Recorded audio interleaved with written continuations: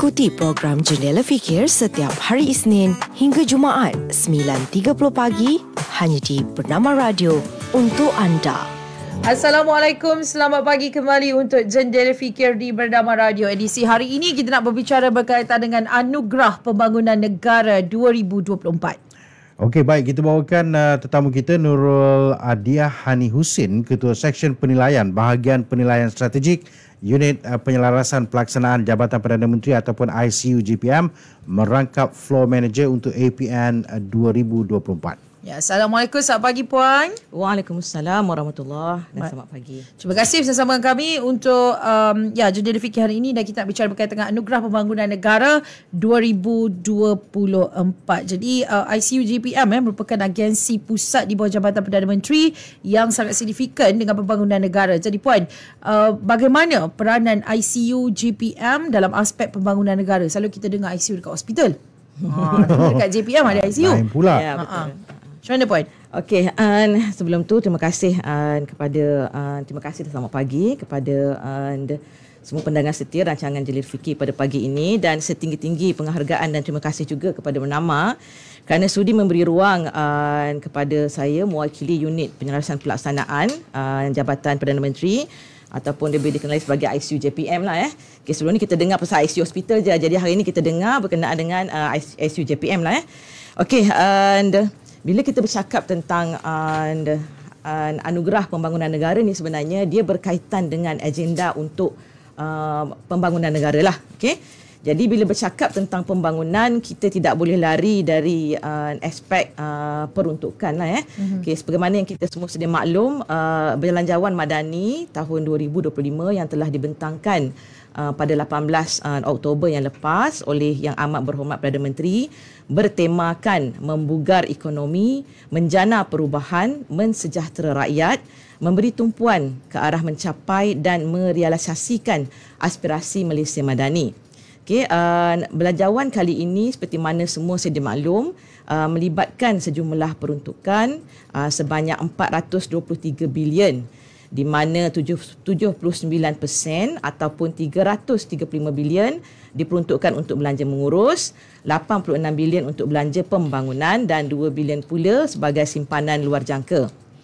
Okey. Selaras dengan iltizam kerajaan untuk memperkasakan kesejahteraan rakyat melalui tatanan pembangunan negara yang berketerampilan, mampan dan inklusif, belanjawan kali ini telah merangka pelbagai inisiatif untuk mensejahterakan kehidupan rakyat yang melibatkan banyak program-program yang akan diterjemahkan menjadi projek yang memberi manfaat kepada rakyat.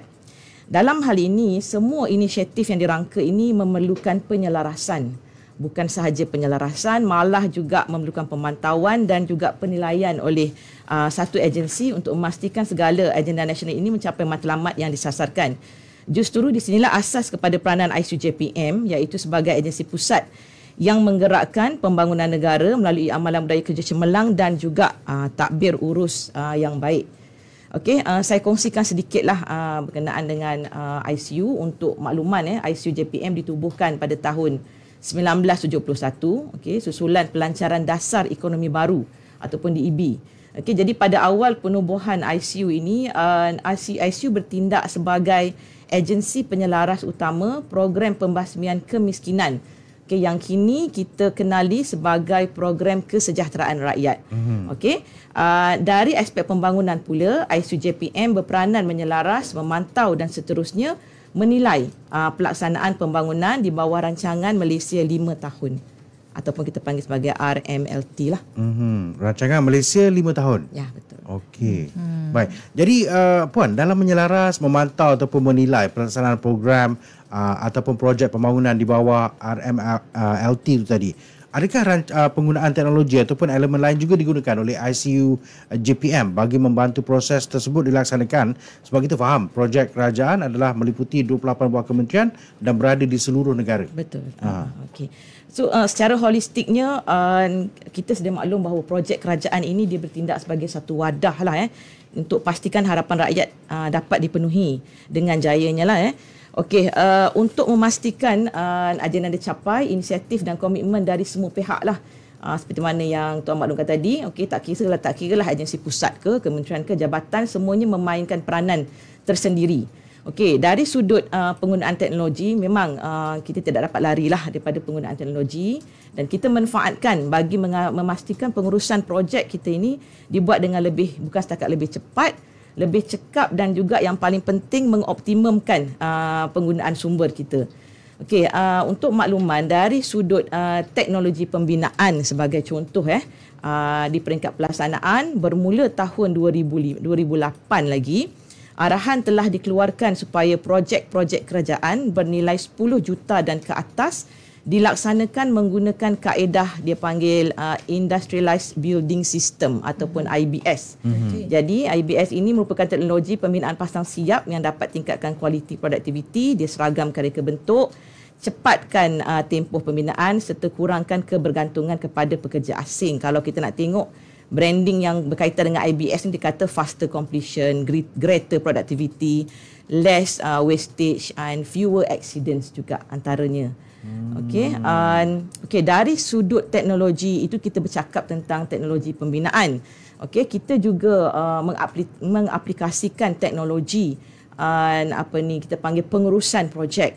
Dalam hal ini sistem My Project telah dibangunkan untuk membantu kerajaan dalam memantau dan menilai tahap kemajuan pelaksanaan serta prestasi perbelanjaan semua program ataupun projek pembangunan. Kalau kita lihat di bawah rolling plan keempat rancangan Ministeri ke-12, sebanyak 8,703 projek melibatkan peruntukan sebanyak 90 bilion dipantau dengan menggunakan sistem My Project. Itu dari sudut penggunaan teknologi. Kerajaan juga komited untuk memastikan fasa pemantauan ini, penilaian ini, pemantauan dan penilaian ini, pengurusan projek secara holistik lah dibuat dengan strategik. Jadi kerajaan juga menggunakan alat-alat pengurusan ataupun kita panggil management tools lah.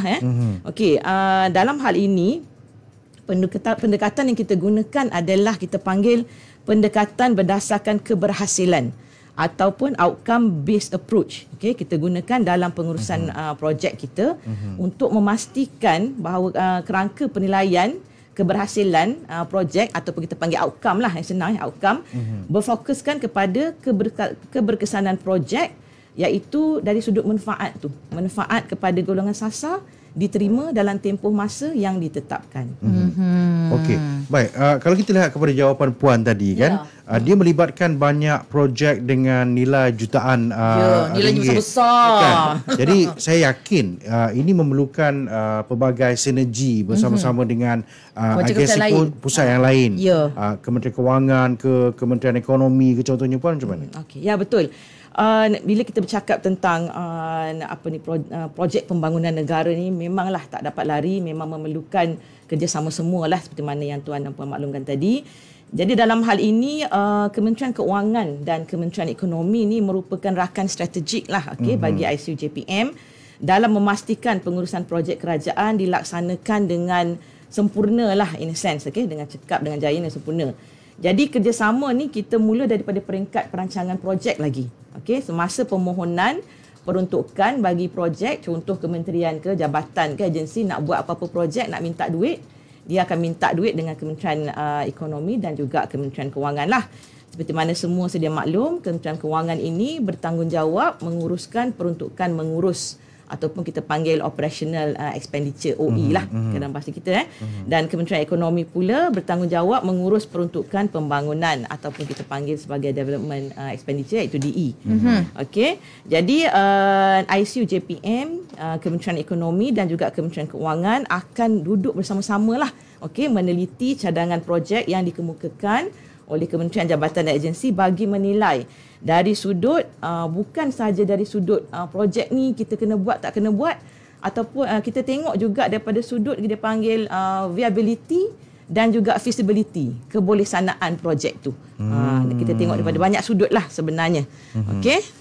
Dan daripada selain daripada itu juga apa yang kita gunakan, sinergi ini turut melibatkan penggunaan alat manajemen yang samalah dan juga teknologi yang sama. Macam contohnya kita menggunakan Logical Framework Matrix ataupun dipanggil LFM untuk lihat bagaimana projek tu kesesuaian projek itu untuk dilaksanakan dan apa dia keberhasilan dia. Dia dah map out daripada asal lagi, daripada perancangan lagi.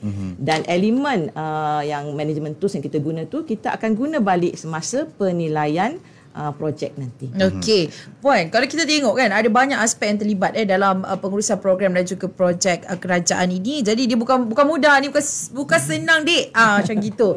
Jadinya bagaimana kita nak pastikan program dan projek ini berjalan dengan lancar, dapat capai objektif yang ditetapkan? Okey. Betul. Dia sebenarnya untuk satu-satu projek ni berjaya ni memang memerlukan peranan semua pihak lah. Ya. Okey, agensi pusat peranan dia. Okey, dan kementerian pun ada peranan dia. Dan kalau kita lihat sebenarnya komitmen daripada pemilik projek tu, sama ada kementerian ke, jabatan ke, agensi, memainkan peranan penting. Memang bak kata Puan tadi, dia kena kasih all out lah nak pantau projek ni. Okey, orang kata sampai tak tidur lah juga kan, nak rancang duit, nak buat spek apa ke benda semua kan, nak pastikan projek tak sakit, nak semua, lepas tu nak bentang outcome pula kan. Jadi it's a very, orang kata, tough cycle sebenarnya kepada kementerian untuk melaksanakan projek, macam satu projek ni kalau kita lihat. Jadi untuk kita iktiraf usaha serta komitmen kementerian, jabatan, agensi kerajaan dalam memastikan kejayaan pelaksanaan projek-projek pembangunan ini, maka Anugerah Pembangunan Negara ataupun kita panggil di nama glamour dia APN lah. APN ini telah mula dilaksanakan bermula tahun 2023. Okey. And APN ini bukan semata-mata bertindak sebagai platform untuk mengiktiraf sebenarnya. Okey, ada lagi fungsi lain APN. Okey, kalau kita tengok APN ini dia selaras dengan usaha untuk memaju pencapaian RMK 12, iaitu meningkatkan kecekapan pelaksanaan serta pemantauan projek kerajaan. Seterusnya dia enhance lagi sinergi di antara agensi pusat dan juga semua kementerian. Okey. Selain daripada itu, kita juga melihat APN ini merupakan platform bagi berkongsi kejayaan dan amalan terbaik pengurusan projek lah di peringkat kementerian serta agensi kerajaan, dan dijangkakan dapat hasilkan kesan berganda di peringkat kementerian, jabatan, agensi dengan menjadikan pengurusan terbaik projek sebagai model dan inspirasi lah dalam memastikan impak dinikmati oleh kumpulan sasar. Yelah, kalau katakanlah kementerian tu dah menang ke, dapat anugerah ke, mesti kementerian tanya juga kan, apa macam mana you handle projek you kan, berjaya dapat macam ni. Jadi benda macam tu yang kita nak fosterkan sebenarnya, perkongsian maklumat, tapi kita buat secara platform Anugerah Pembangunan Negara. Jadi untuk makluman para pendengar Jendela Fikir pada pagi ini, Anugerah Pembangunan Negara tahun 2024 akan dibuat pada 12 November. Tak lama dah ni. Okey. 12 November, tak tidur dah lah ni kami semua ni. 12 November 2024 pada hari Selasa, dan akan disempurnakan oleh Yang Berbahagia Tan Sri Ketua Setiausaha Negara. Okey. Baik, untuk anda yang baru saja bersama dengan kami dalam ruangan Jendela Fikir di Bernama Radio, kita ada Puan Nurul Adiah Hani Husin, Ketua Seksyen Penilaian Bahagian Penilaian Strategik Unit Penyelarasan dan Pelaksanaan Jabatan Perdana Menteri atau ICUJPM. Okey, kalau ada yang tertanya-tanya, unit ini unit apa sebenarnya?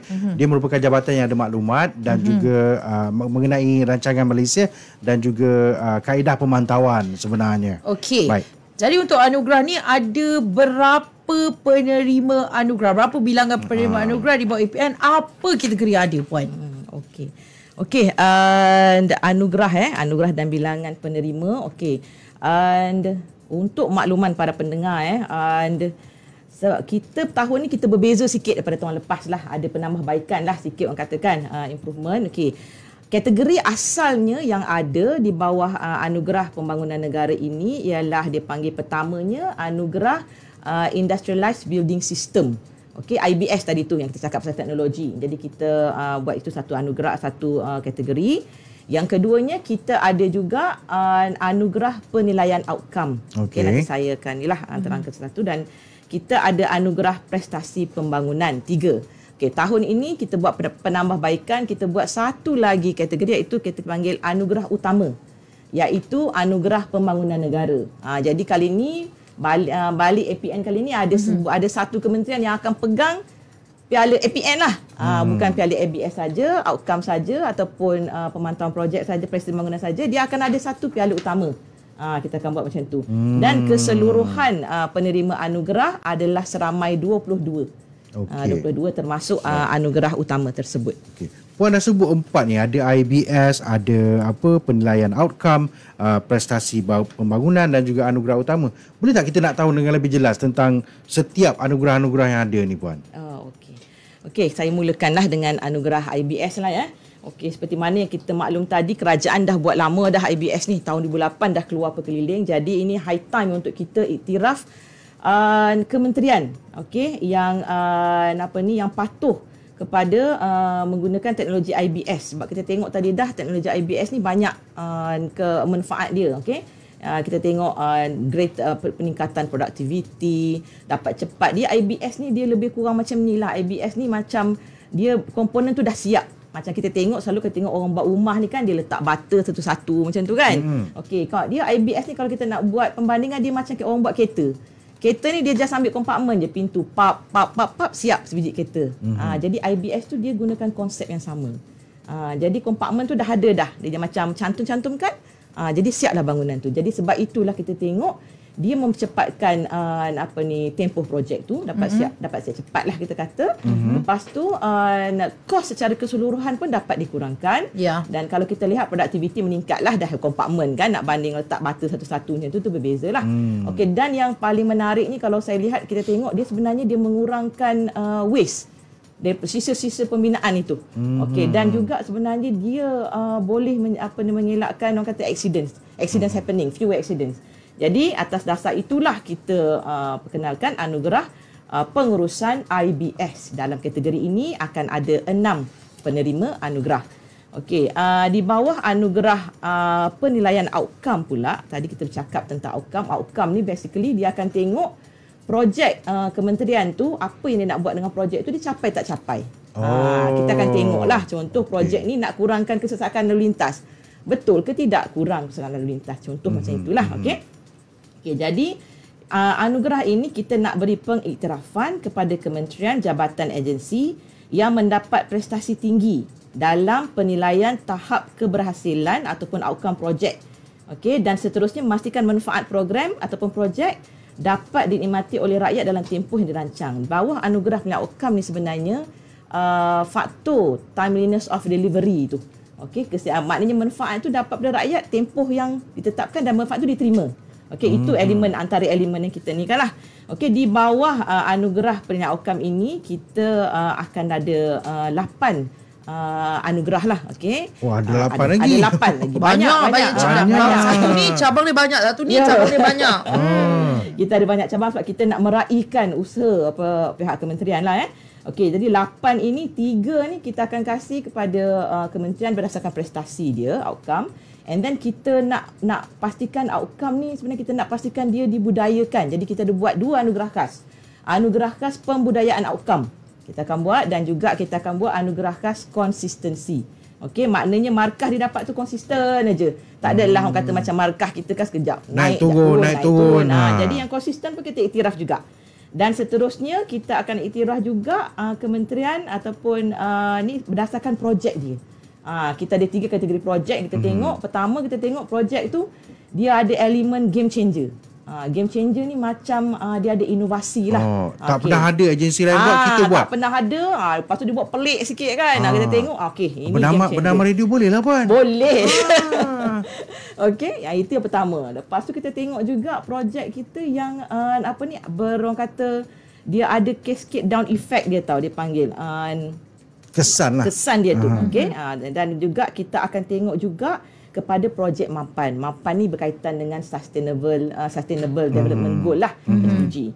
Okey, itu di bawah penilaian outcome. Dan kemudiannya kepada kategori yang seterusnya ialah kategori anugerah prestasi pembangunan terbaik lah. Yang ini kita akan iktiraf daya usaha kementerian, jabatan, agensi dalam menguruskan projek mengikut spek dan jadual yang ditetapkan, dan seterusnya memastikan wang awam diurus dan dibelanjakan dengan tata kelola baik. Kita sebut senang sebenarnya ni, nak uruskan projek ikut spek, ikut jadual, wang awam, tata kelola, tapi nak buat tu bukan senang. Jadi di sini kita ada sediakan 6 penerima anugerah, dan 1 anugerah khas di bawah ini kita panggil sebagai Icon My Project. Yang guna sistem tu tersebut tadi, dan diakhiri dengan anugerah pembangunan negara lah, anugerah utama lah ni. Orang kata hero of the hero lah ni. Yang ni kalau kita nak kata bahasa ni lah kan. Okey, itulah. Jadi yang untuk anugerah pembangunan negara ini kita akan berikan kepada kementerian yang bukan sahaja cemerlang dalam satu kategori tapi ketiga-tiga IBS-nya, outcome-nya. Baik. Puan, saya ringkas macam mana penilaian dibuat. Kalau ICU je mungkin ada baik-baik dengan orang. Juri-jurinya macam mana? Macam tu. Direct Atau teranglah, kita terang nanti netizen emosi. Saya baru nak tanya hadiah tu tadi dapat apa? Okey, okeylah dari sudut penilaian ni, betul lah kan penilaian ni orang kata ni. Okey, dari sudut penilaian ni sebenarnya kita mendapat kerjasama daripada rakan strategik lah. Bukan satu, bukan dua, kita dapatkan daripada 4 rakan strategik. Jadi bukan kata ICU JPM syok sendiri, yang ni dapat terbaik, yang ni terbaik ke tidak. Okey, kita ada duduk dan kita develop skala pemarkahan kita juga. Okey. Dalam memastikan penilaian ini dilaksanakan secara telus dan profesional, kita bekerjasama dengan, pertamanya kita kerjasama dengan Kementerian Keuangan. Okey, faham. untuk kita develop, dan juga Kementerian Ekonomi. Okey, memang rakan strategik, dan juga kita libatkan juga Jabatan Kerja Raya. Dan kita libatkan juga lembaga Pembangunan Industri Pembinaan Malaysia iaitu CIDB. Tolong untuk tetapkan kriteria kepada penilaian yang relevan dengan matlamat pembangunan negara. Jadi ini semua professionals ni semua kita dapatkan ni. Okey, dapatkan, dan kita daripada situ kita sit down, kita buat matrix untuk penilaian, dan kemudian kita akan nilailah semua aspek-aspek yang kita telah kenal pasti. Dan juga untuk makluman, proses penilaian ni mengambil masa yang lama lah. Okey, sebab kita nak pastikan benda tu telus, kita tak nak dah juga orang ni kan.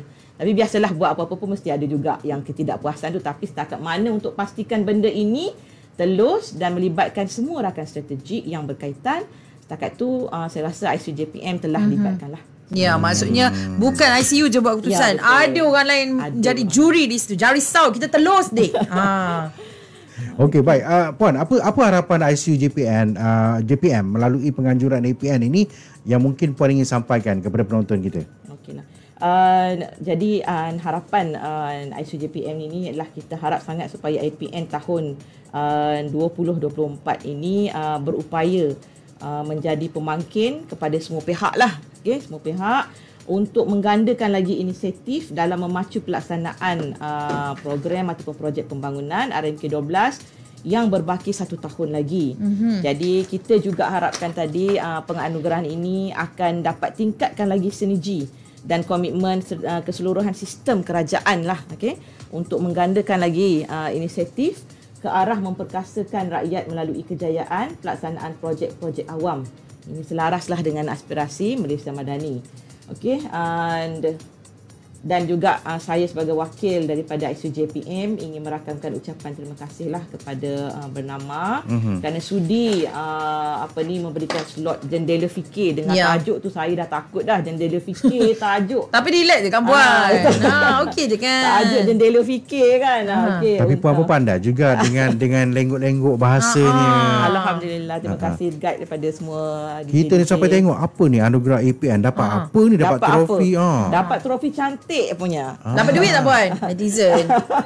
Favorite netizen tu surprise. Ada piala dan ada sijil. Tapi piala cantik sangat. Okey. Baik, itu dia berkaitan dengan anugerah pembangunan negara yang akan berlangsung 12 November 12 November ini. Okey, 12 November ini. Dan terima kasih kita ucapkan kepada Puan Nurul Adia Hani Husin, Ketua Seksyen Penilaian Bahagian Penilaian Strategik Unit Penyelarasan Pelaksanaan Jabatan Perdana Menteri ICU JPM yang juga merangkap floor manager. Wow, ready tak Puan? Saya program manager, floor manager orang lain marah kat manager kan. Okay. Dia banyak manager lah kan. Banyak manager lah kali ni. Puan nak manager tak? Saya. Manager Puan. Manager Puan. Saya pun ada banyak lagi bos-bos. Macam pandai-pandai Mak. Baik, terima kasih Puan. Semoga program berjalan dengan lancar. Amin, untuk anda terus dengarkan kami.